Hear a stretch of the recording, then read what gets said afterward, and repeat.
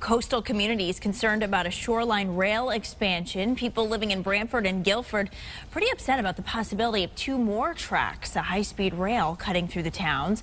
News 8's Kent Pierce live for us in Guilford to explain. Kent.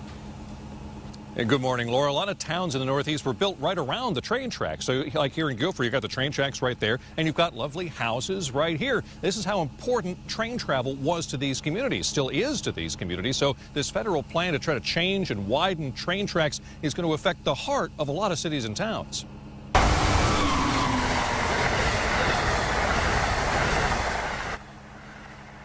And that is exactly what people are afraid of here in Guilford. The plan would double the tracks from 2 to 4, meaning the government would have to take property right next to the tracks. They would also have to do lots of blasting, and people here worry what that would do to nearby wetlands and, of course, to their own well water. Some people say the biggest problem, though, is that even though the Federal Railroad Administration, the FRA, has met with state engineers and they released a study about this in December, folks here along the shoreline just don't know what to expect. The FRA's way of dealing with the public and involving the public has been to ignore the public. There has been no outreach to the public whatsoever.